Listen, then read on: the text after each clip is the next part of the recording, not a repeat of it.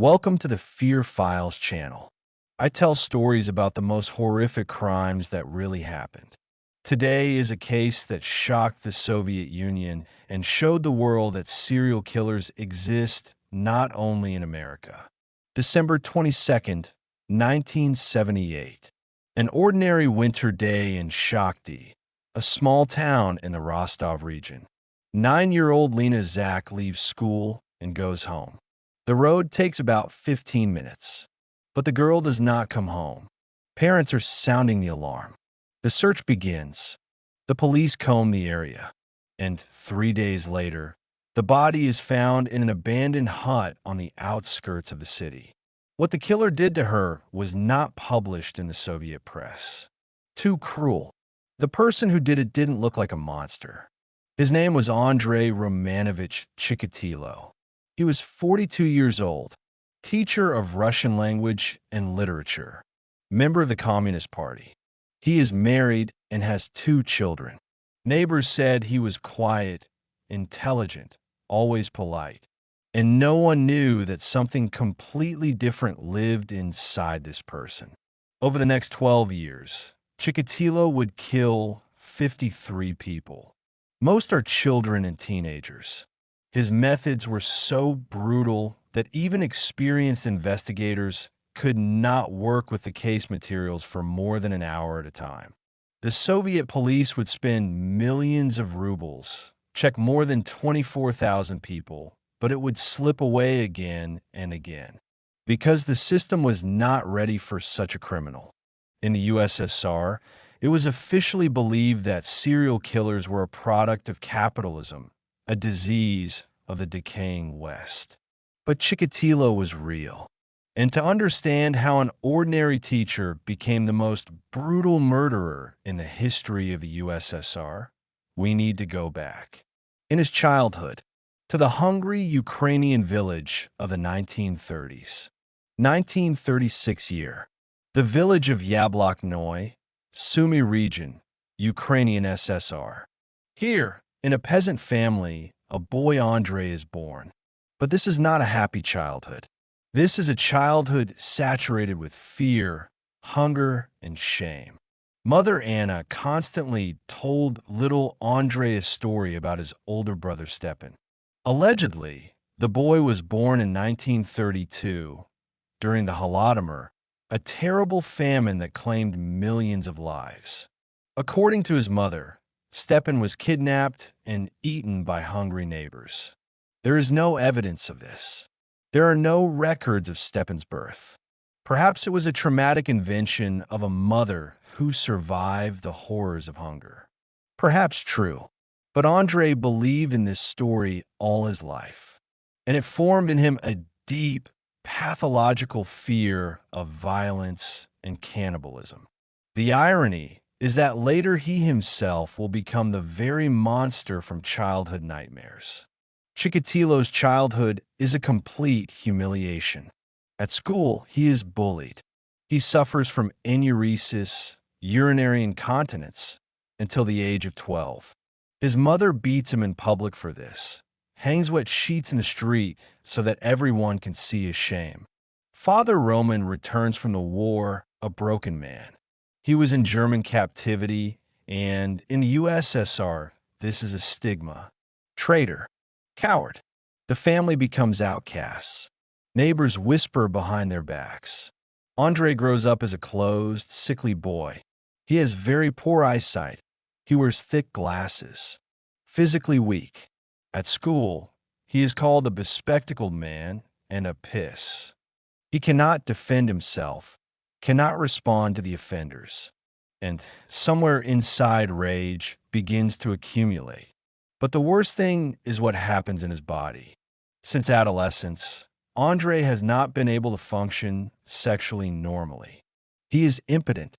In the Soviet Union, where masculinity is measured by strength and sexual viability, this is another source of deep shame. Chikatilo tries to compensate for his shortcomings with diligent study. He reads everything, especially loves Russian classics. He joined the Komsomol. He tries to be an ideal Soviet citizen. but something inside is breaking more and more. At the age of 17, an event occurs that may have determined everything else. Andrei tries to rape his younger sister in his sleep, but ejaculation occurs prematurely. The girl wakes up, screams. He is beaten, disgraced.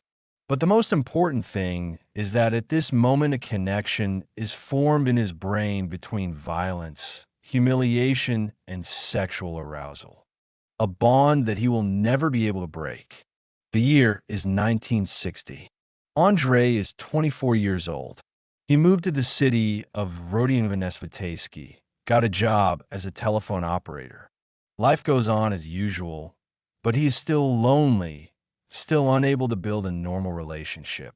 In 1963, his sister introduced him to a girl named Fina. Andrei understands that this is his chance, a chance to become normal, start a family, to prove to everyone that he is not a loser. They get married, but the wedding night turns into a nightmare. Chikatilo cannot.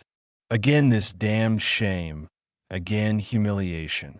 Fina tries to understand, to help, but Andrei solves the problem in his own way, by violence. He forces her. Rude, harsh. And this is the only way he can feel at least something. Fina becomes pregnant. Daughter Ludmila is born. Then my son Yuri. Outwardly, everything looks normal. Soviet family. A husband is a teacher, a wife, 2 children. But there is a strange, disturbing atmosphere within the family. Children will later say that their father was cold, distant, and often disappeared at night. The year is 1971. Chikatilo finally receives a diploma as a teacher of Russian language and literature. He dreamed of this all his life, to become a teacher, to pass on knowledge, to be respected. He gets a job in schools that Rostov region. At first, everything goes well. He is diligent, prepares for lessons, loves literature. But very soon problems begin.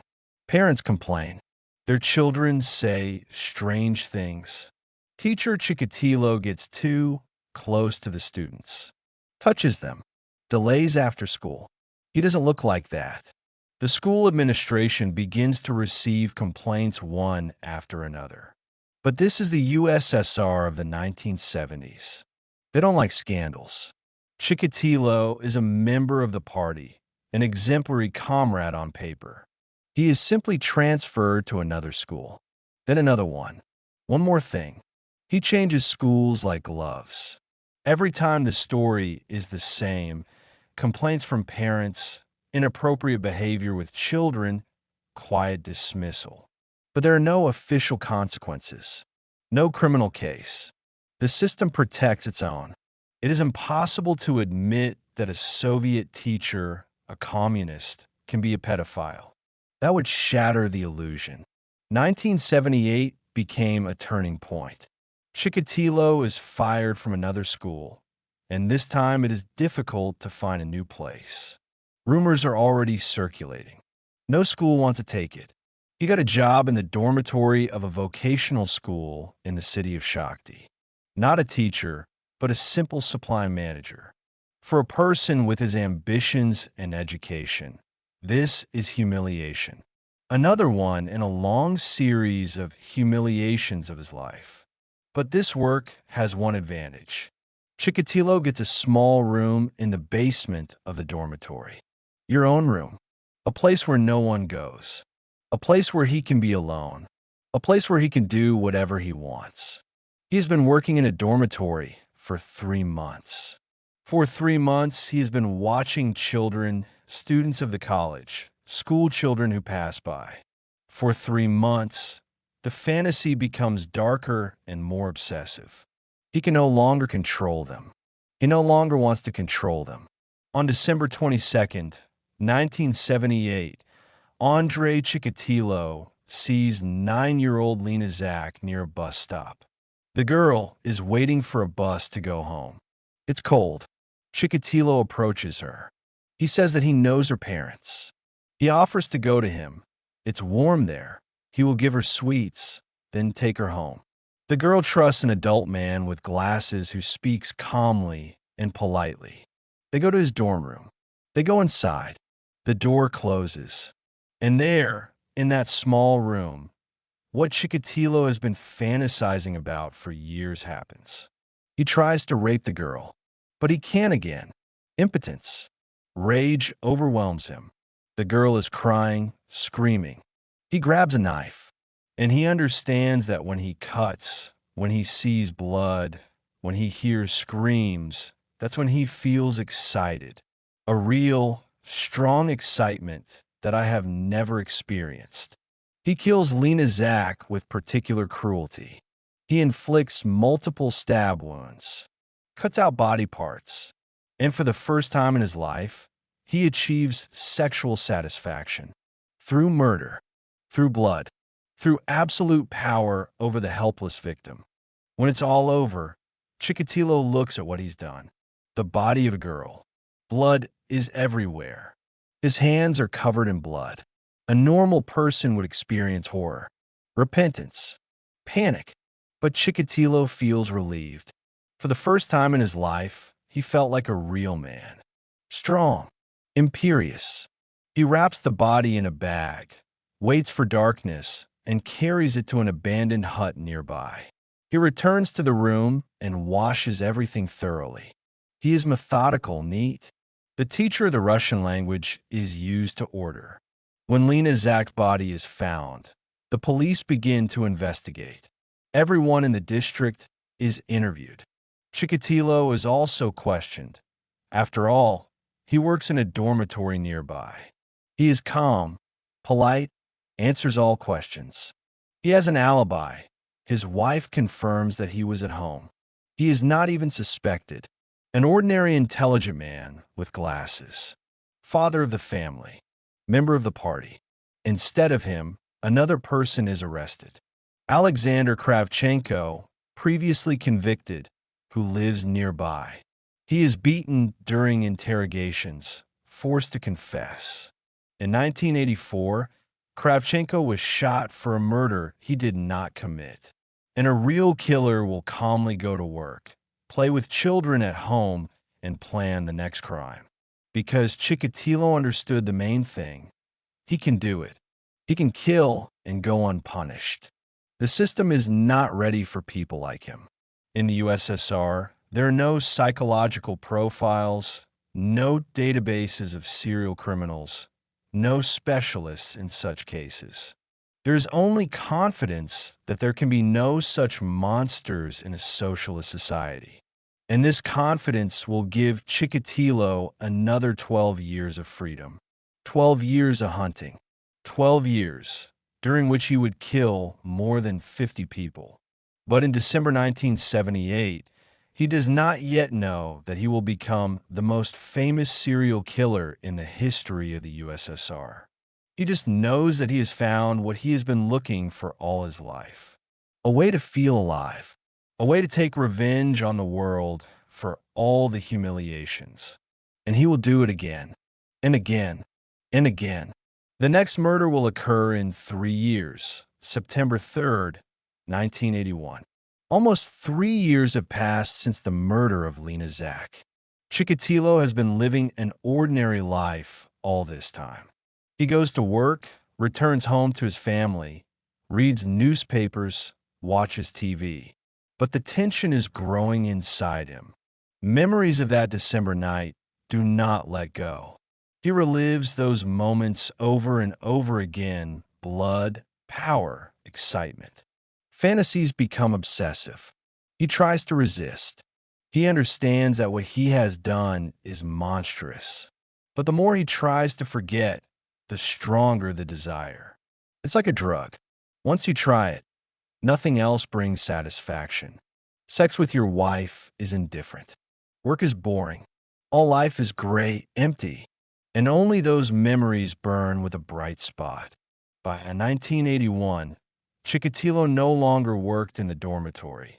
He got a job as a supplier at a plant in Rostov-on-Don. The work is associated with constant trips around the region, You need to go to other enterprises, negotiate supplies, solve issues. This means business trips, overnight stays in hotels, a lot of time on the road, a lot of time alone with yourself and your thoughts. It is on one of these trips that it happens again. Chikatilo at the bus station in Rostov. The bus is waiting. 17-year-old Larissa Tkachenko is standing nearby. The girl is clearly from a dysfunctional family. Cheap clothes, tired look. Chikatilo begins a conversation. He is charming when he wants. An intelligent middle-aged man, speaks correctly, cultured. He offers the girl a drink. He has a bottle. You could go to the forest belt nearby, sit and talk. Larissa, apparently, is no stranger to such proposals. She agrees. They leave the noisy station for a quiet forest plantation on the outskirts of the city. There, Chikatilo tries to have sexual contact with her. And again, impotence, rage. But this time he already knows what to do. He strangles the girl with his hands, then begins to stab her with a knife. Over and over again. Blood. The screams turn into wheezing, then silence. And again, this feeling is omnipotence, excitement, liberation. He spends several hours with the body, inflicts post-mortem injuries, cuts out body parts. He bites off a nipple. Later it will become his signature, but for now he is just experimenting, exploring the boundaries of his fantasies. When it finally leaves, it leaves the body right in the forest belt, slightly covered with branches. The body is found a few days later. The police are puzzled. The murder is extremely cruel, clearly sexual, multiple knife wounds, traces of posthumous abuse. But there is no connection with the murder of 3 years ago. Another city, a different age of the victim, too much time has passed. Chikatilo returns home, washes clothes. He washes his hands. He goes to bed next to his wife. In the morning, he goes to work as if nothing had happened. This time the break is shorter. On June 12, 1982, he killed again. The victim is Luba Buryuk, 13 years old. The scheme is the same. He lures with promises, takes him to a forest belt, kills with particular cruelty. The body is found mutilated. The eyes are cut out. This will become another of its signature features. Psychiatrists would later say that he cut out his eyes because he believed in a superstition that the last thing a person sees before death is on the retina of the eye. He was afraid that he would be identified by the reflection in the victim's eyes. August 18, 1982, 14-year-old Luba Volobieva. On September 8th of the same year, 9-year-old Oleg Padishev, the first male victim, was arrested. Chikatilo understands that gender is not important. Defenselessness, vulnerability, and the possibility of complete control are important. Murders are becoming more frequent. The technique is improving. Chikatilo learns to choose victims: vagrants, prostitutes, street children, teenagers from dysfunctional families. Those who will not be immediately grabbed. Those that the police won't worry too much about. He studies train and bus schedules. It finds deserted places, forest belts between settlements, abandoned summer cottages, wastelands. He always carries a knife and a rope with him.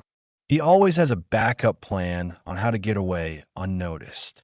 December 1982, 10-year-old Alya Stalmakanok.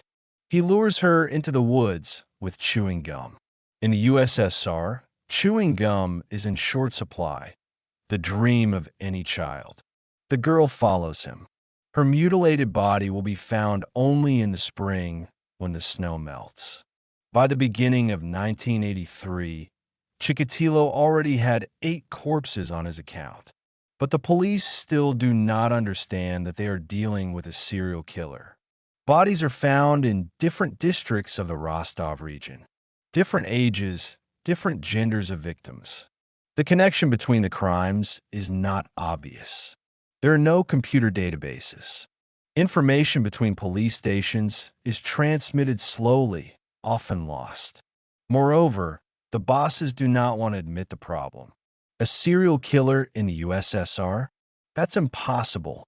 This is a phenomenon of capitalist society, the result of the moral decay of the West. There are no such things in the Soviet Union. Therefore, each murder is investigated separately as an isolated case. Chikatilo reads newspapers, follows the news. He sees that most of the murders are not even written about. Too scary, too uncomfortable. It does not fit into the image of Soviet reality. He understands that the system is playing on his side. As long as the authorities deny the very possibility of its existence, it is elusive. 1983 becomes the bloodiest year. 9 murders in 1 year. Chikatilo is no longer holding back. Business trips provide the perfect cover. His wife thinks he is on a business trip. The bosses think he solves work issues. And he hunts. June 1983. 15-year-old Laura Sarkanian and 13-year-old Sveta Petrosyan, killed on the same day. Chikatilo lures them with a promise to treat them to ice cream. Their bodies are found in a forest belt, mutilated beyond recognition. July, 7-year-old Igor Gudkov. August, 14-year-old Sveta Jakava and 9-year-old Ira Lutsenko are killed in different places a few days apart. September, 18-year-old Svetlana Tsiverina and 9-year-old Sergei Kuzmin. The methods are becoming more and more sadistic. He doesn't just kill. He tortures the victims, enjoying their suffering. Cuts out genitals, internal organs. He cuts off the tongues so that they cannot scream. Sometimes it bites off pieces of flesh with its teeth. This gives him a sense of absolute power, which he has been deprived of all his life. After each murder, he returns to normal life. Plays with children. He helps his wife with the housework. Discusses plans with colleagues, on supplies. No one notices anything. No signs, no suspicions. He is an ideal Soviet citizen, an executive worker, a caring father, a respectable husband. But by the end of 1983, the situation began to change. There are too many corpses. There are too many similar details.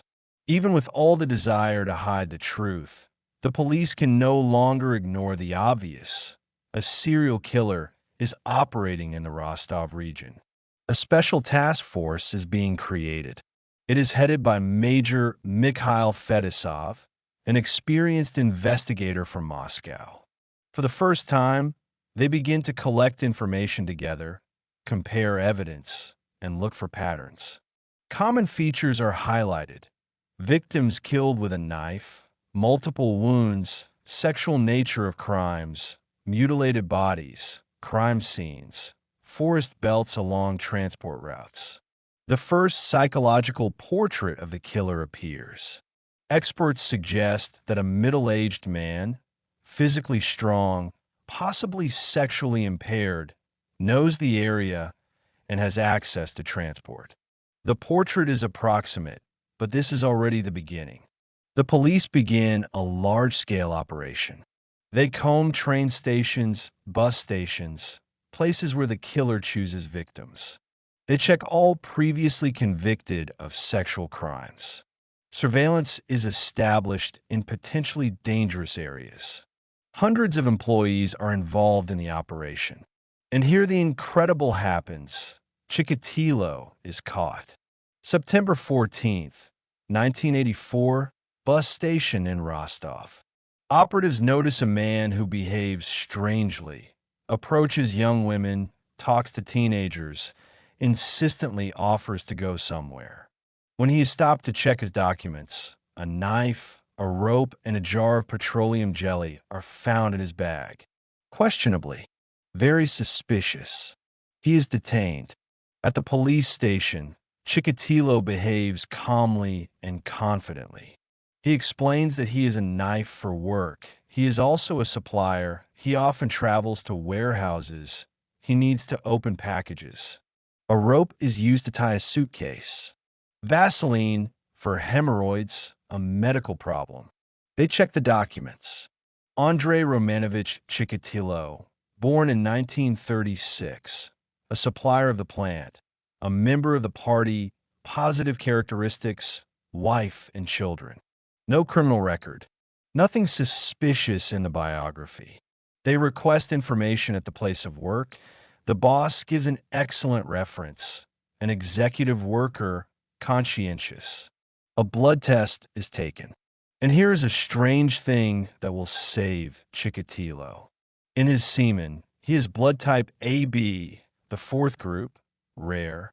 But in a routine blood test, group A, the second, is determined. This is a rare genetic phenomenon when the blood type in semen does not match the blood type in venous blood. It occurs in 2% of the population. At the scene of several crimes, sperm was found, group AB. Chikatilo's analysis is group A. Does not coincide. Investigators are not aware of the possibility of such a discrepancy. They think that this is not the right person. Released. But one detail alarms them.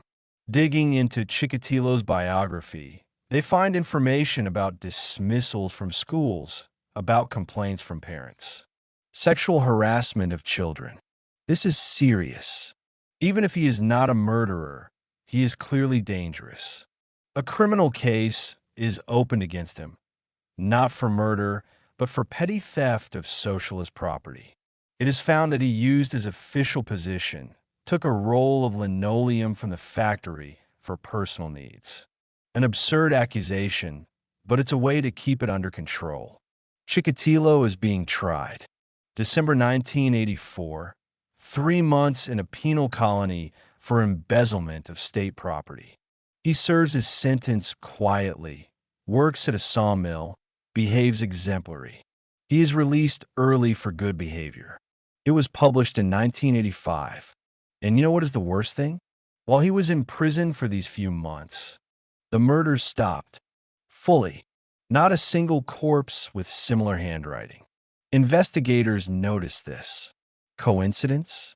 Or did they still catch the right person, but let them go because of a mismatch in the blood type? Doubts remain, but there is no evidence. And Soviet justice does not work on doubts. We need facts, evidence, confessions. None of this exists.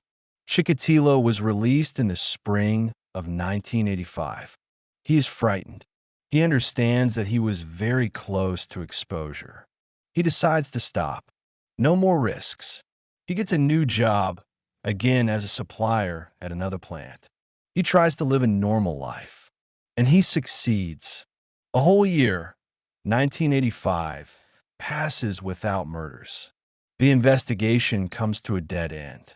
Without new victims, there's no new evidence. The case is actually frozen. Operatives continue to patrol the stations, check suspicious, but there are no results. The authorities put pressure on the investigators. Moscow demands results. Rumors about the killer begin to seep into the people, despite censorship. People are afraid. Parents do not let their children go alone. The train stations are emptying. This is no longer just a series of crimes. It is a blow to the reputation of the Soviet system. In desperation, the police begin to seize anyone. They arrest the mentally ill, vagrants, everyone who somehow fits the description. They beat out confessions. Several are tried and shot for murders they did not commit. Statistics need to be improved. Moscow needs to report. But the real killer is still at large. And in 1986, he realized that he could no longer restrain himself. The desire is too strong. The memories are too vivid. A year of abstinence only intensified hunger. May 1986. Chikatilo kills again. The victim is a 17-year-old young man named Oleg Maltsev, then 18-year-old Irina Polishchik, then an 11-year-old boy Lyonya Kuzmin.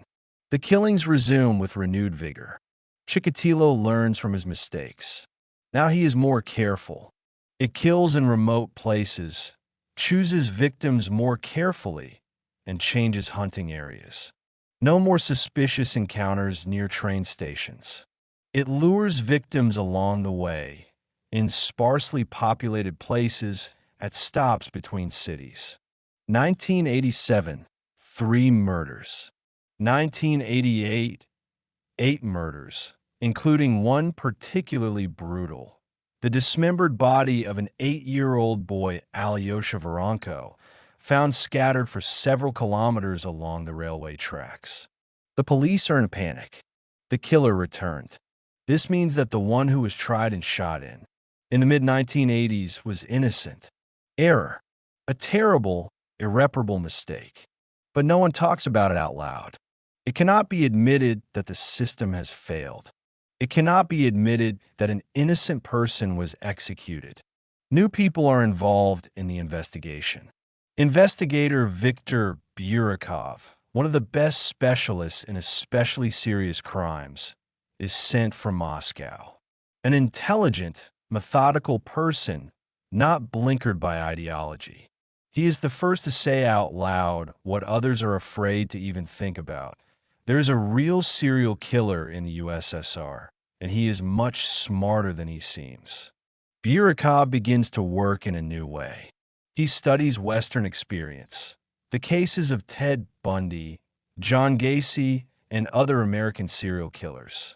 He reads works on criminal psychology, which in the USSR are considered a bourgeois pseudoscience. He doesn't care about ideology. He needs results.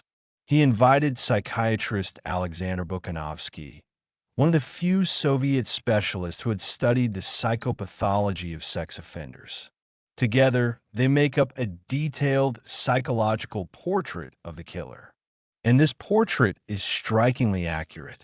Bukhanovsky describes the killer as follows: a man of 45 to 55 years old, intelligent, educated, probably married, has children. Outwardly, he is absolutely normal, even charming. The work is associated with frequent trips, sexually dysfunctional, unable to obtain satisfaction in the usual way. He kills not out of hatred, but to compensate for sexual incompetence. Sadism is his only way to feel like a man. The profile is accurate to the smallest detail. But the problem is that thousands of men in the Rostov region fit this description. We need specific leads. We need evidence.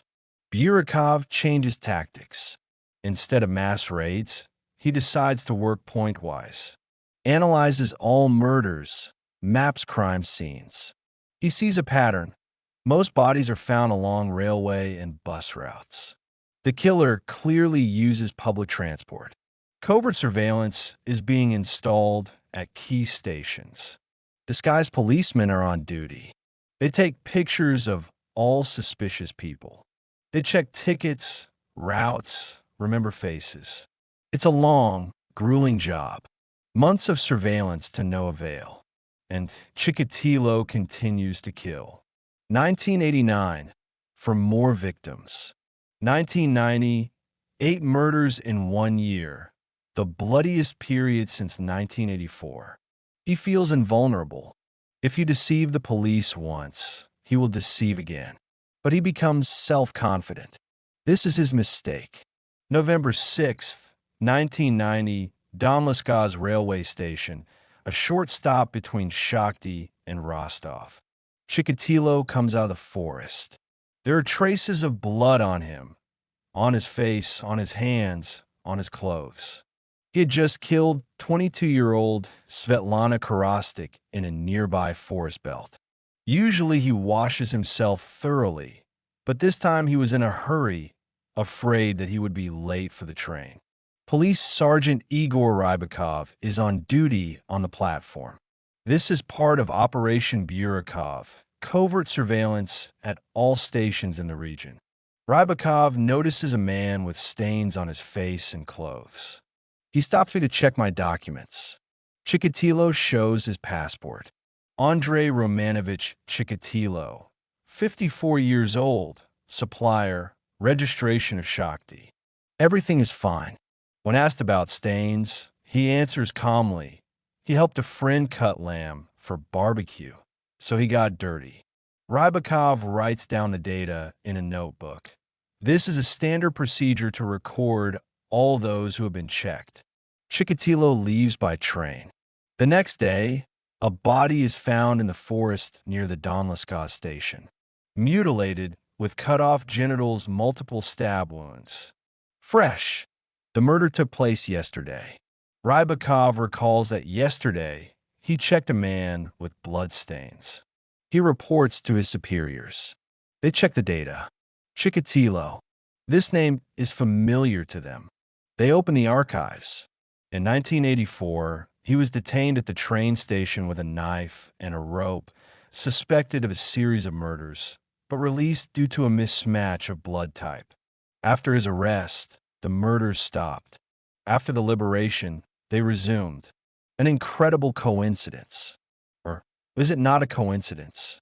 Burakov orders to establish round-the-clock surveillance of Chikatilo. Imperceptibly, neatly, they monitor for weeks. Record his every movement. Chikatilo goes to work, returns home, goes shopping. Ordinary life. But several times they notice strange behavior. He approaches children at bus stops, talks to teenagers, tries to take them somewhere. On November 14th, 1990, a decision was made. Enough. Chikatilo is arrested right on the street when he leaves the plant management. They take me to the isolation ward. During interrogations, he denies everything. Calm, confident, even arrogant. He demands a lawyer, refers to his rights, complains about illegal detention. The investigators have no direct evidence, only indirect evidence, coincidences, suspicions. This is not enough for the accusation. Chikatilo knows this. He had already been arrested in 1984 and came out clean. I am sure that it will come out now. The blood type does not match. An alibi can be invented. There are no witnesses. He almost laughs at the investigators. But Burakov does not give up. He invites the psychiatrist Bukhanovsky to Chikatilo's cell. Not for interrogation, but for a conversation. Bukhanovsky comes alone, without guards, without a dictaphone. He sits down opposite Chikatilo and begins to speak. He talks about childhood, about traumas, about shame. He talks about sexual dysfunction, about how it destroys a man from the inside. It speaks of rage that has been accumulating for years. Talks about fantasies that become obsessive. He does not accuse, does not judge. He understands. And for the first time in his life, Chikatilo hears a person who understands him. He does not despise, does not laugh, does not condemn. He understands. The psychiatrist describes his inner world as accurately as if he were reading his mind. Bukhanovsky talks for hours, describes the profile of the killer, childhood in poverty, war traumas, humiliation at school, sexual problems, unsuccessful career. All this is about Chikatilo. All this is his life, told in someone else's words. And something breaks inside. Chikatilo begins to cry, for the first time in many years. Then he begins to speak, quiet, confused, about the first murder, about Lena Zak, about how he could not stop, about blood, about power, about the only feeling that made him feel alive.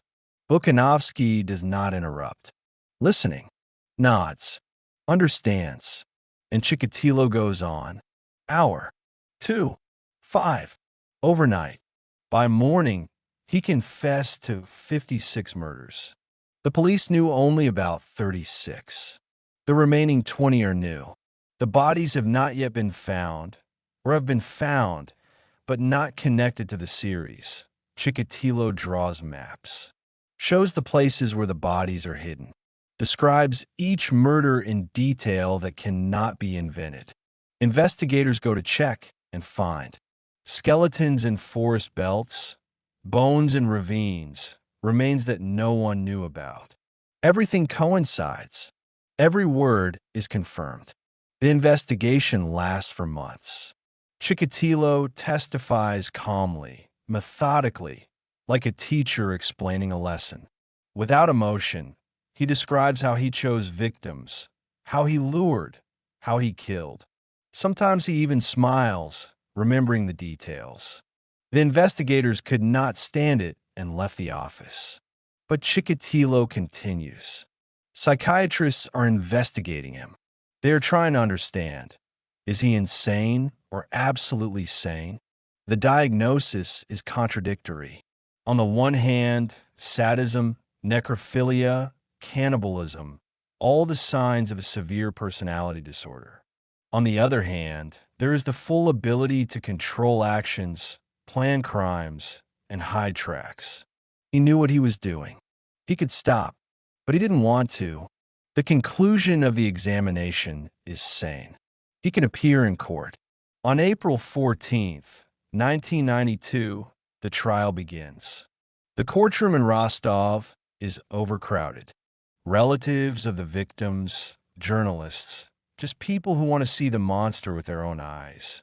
Chikatilo is administered in a cage, a specially welded metal structure in the middle of the hall.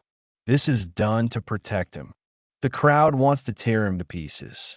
He is standing in a cage, bald, gray, in a dirty t-shirt.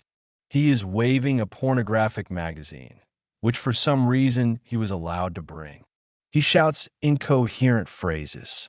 He claims that he is a victim, that he was tortured, that confessions were forced out. He points at the judge, at the prosecutor, accuses everyone around. Relatives of the victims are crying. They shout curses at him. Mothers who have lost children. Fathers who never found the bodies of their daughters. They look at the person who ruined their lives and do not understand. How? How could an ordinary teacher with glasses do this? The process lasts for months. The list of victims is announced. 53 confirmed murders. The youngest was 7 years old. The oldest is 44 years old. Most are children and teenagers. The details of each crime are read out. People in the hall cover their ears. They cannot listen. Chikatilo denies everything. Sometimes he confesses, then refuses to testify. At one time he shouts that he is sick and needs treatment. Then he claims that he is innocent. Sometimes he falls to the floor of the cage in hysterics. Then he laughs. Lawyers are trying to prove insanity, but experts are adamant. He understood what he was doing. On October 15th, 1992, the judge reads out the verdict. Guilty on all charges. 53 murders. Rape. Desecration of corpses. Cannibalism. The sentence is the death penalty. Chikatilo is silent. Then he begins to shout that he was framed, that this is a KGB conspiracy, that the real killer is still at large. He is taken out of the hall. The crowd is chanting, "Death, death, death." He spent the next 2 years on death row, awaiting execution. He writes letters, demands a review of the case, complains about the conditions of detention. Until the last moment, he hopes for a pardon. February 14th, 1994, prison in Novocherkassk. Chikatilo is taken out of the cell. They say that they are taking him for another interrogation. He walks calmly. They take me to a separate room. An executioner with a pistol is waiting for him there. One shot to the back of the head. Instant death. Without warning, without the last word.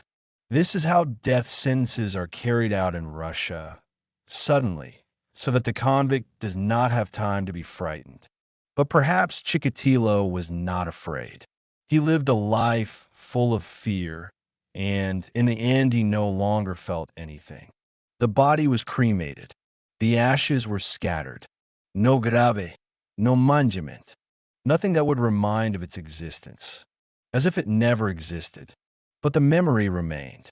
53 families who lost their children. A city that has lived in fear for 12 years. A country that learned that monsters exist not only in the West.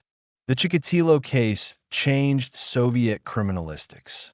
For the first time, the existence of serial killers was recognized. Psychological profiling was used for the first time. For the first time, they realized that evil does not always look like evil. Sometimes she wears glasses, teaches literature, and returns home for dinner. Andrei Chikatilo killed 53 people, but the real number of victims may be higher. He hinted at other murders that he did not talk about. He said that he did not remember everyone.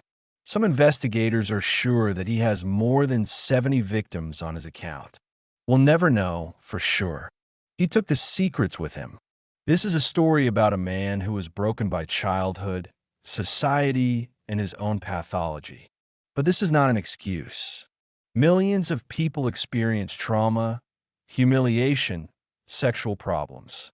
They don't become murderers. Chikatilo chose his own path. He chose every time he lured a child into the forest. He chose every time he took out a knife. Evil is not a disease. Evil is a choice. And Andrei Chikatilo made his choice 53 times. Thank you for watching this video to the end. I know it was hard. This story is one of the darkest in the history of crime. But it is important to remember about such cases. Not to glorify murderers, but to understand that they are real, they are among us, and they can look like anyone. If you found this video interesting, please like and subscribe to the Fear Files channel. We talk about real crimes that shocked the world. Don't forget to turn on notifications so you don't miss the next episode. Take care of yourself and your loved ones. And remember, there are real monsters in this world. They don't hide under the bed. They sit next to you on the bus, stand in line behind you, smile on the street. See you in the next issue of the Fear Files.